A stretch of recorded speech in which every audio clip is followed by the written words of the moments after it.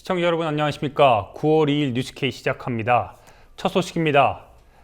김무성 새누리당 대표가 오늘 국회에서 교섭단체 대표 연설을 했습니다.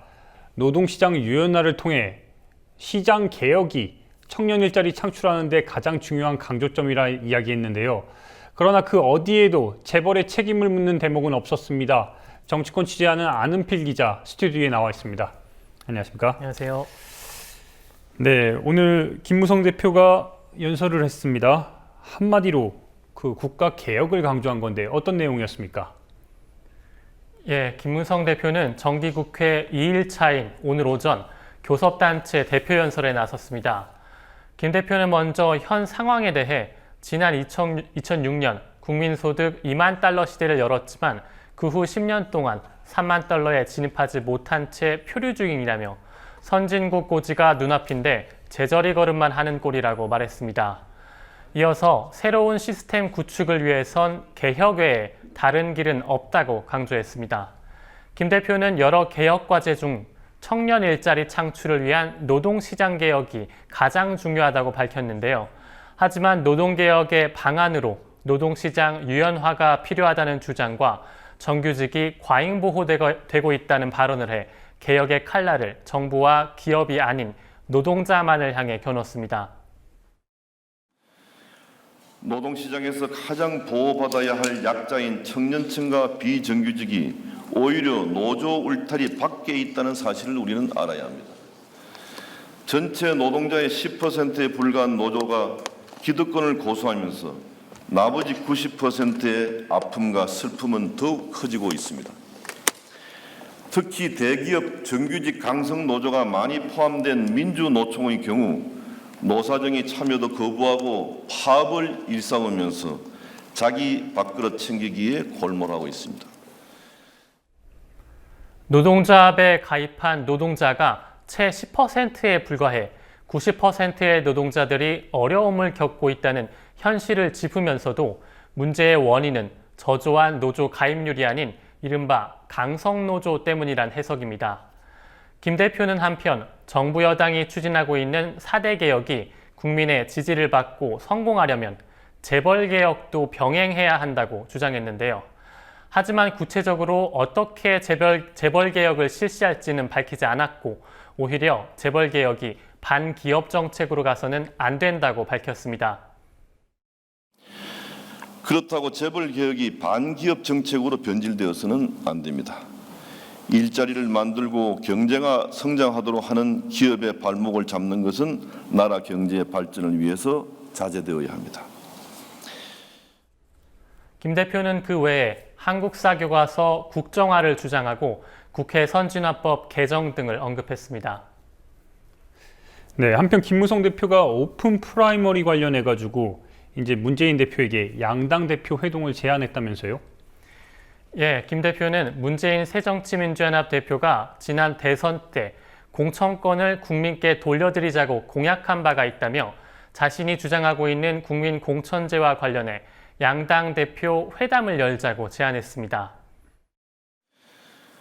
저는 한국 정치의 고질병으로 지목되는 보수 정치, 계보 정치, 충성 서약 정치를 일소하는 유일하고 근본적인 처방은 국민 공천제라고 확신합니다.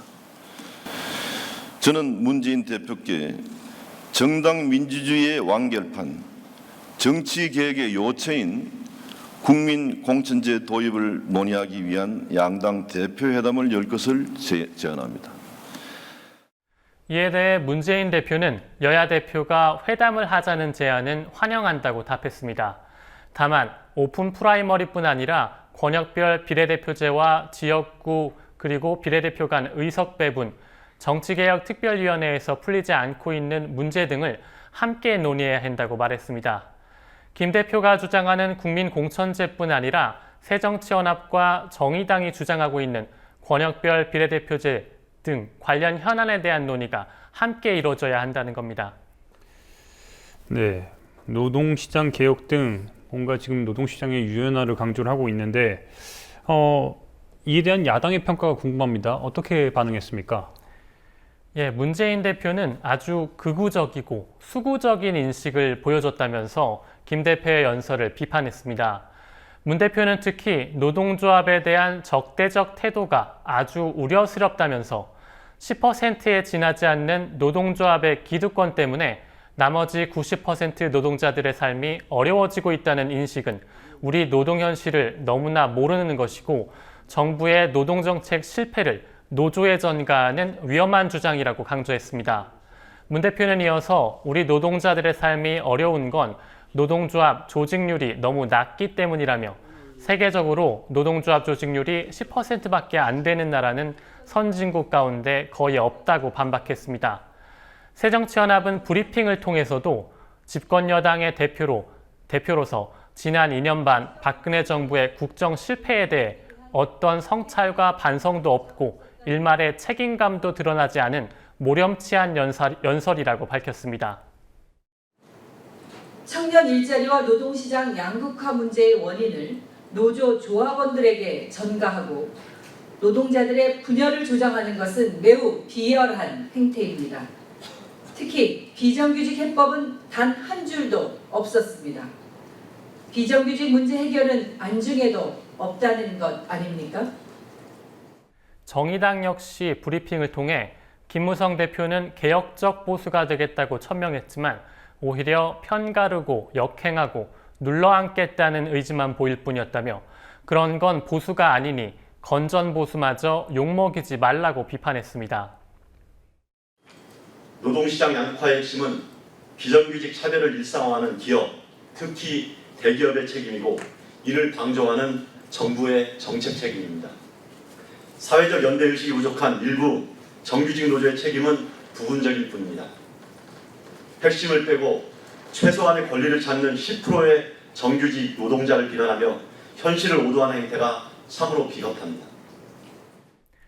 한 대변인은 또한 김무성 대표의 한국사 교과서 국정화 주장에 대해 선진국에서 국정교과서를 사용하는 국가는 없다면서 북한 정도가 국정교과서를 사용하는 몇 안 되는 국가 중 하나라는 점을 김 대표가 알고 한 소리인지 묻고 싶다고 꼬집었습니다.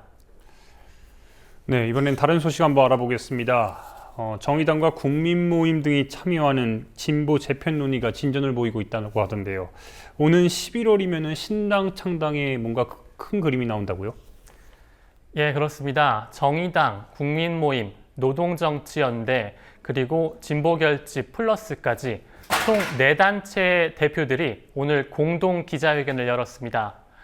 이들은 오는 11월 초까지 진보 세력 재편 및 신당 창당을 마무리 짓겠다고 밝혔습니다. 움직임한 것입니다. 저는 우리 진보정치가 결국인 압력단체 시대를 끝내고 교섭단체의 시대를 열어가야 한다고 생각합니다. 진보 결집의 결과로 탄생할 대중적 진보정당이 다음 총선을 통해 유력정당으로 거듭날 때 한국 정치는 전혀 다른 장에 들어설 것으로 믿습니다. 이번 공동 기자회견은 지난 6월 새로운 대중적 진보정당 건설을 위한 공동선언의 연장선으로 볼 수 있는데요. 다만 당시 논의에 참여했던 노동당이 당원 총투표 결과 신당 창당에는 동참하지 않기로 했고 대신 노동당 대표를 맡았던 나경채 대표가 진보결집 플러스라는 새 단체를 만들어 합류했습니다. 이들은 기자회견문에서 막무가내 노동시장 개혁, 국민의 뜻을 저버린 정치개혁 등 박근혜 정권의 폭정이 계속되고 있다며 제1야당은 이에 맞서 싸우기보다 번번이 끌려다니며 무능과 실패를 반복하고 있다고 어느 때보다도 보수 정치에 맞선 진보 정치의 역할이 필요한 때라고 강조했습니다. 노력하겠습니다.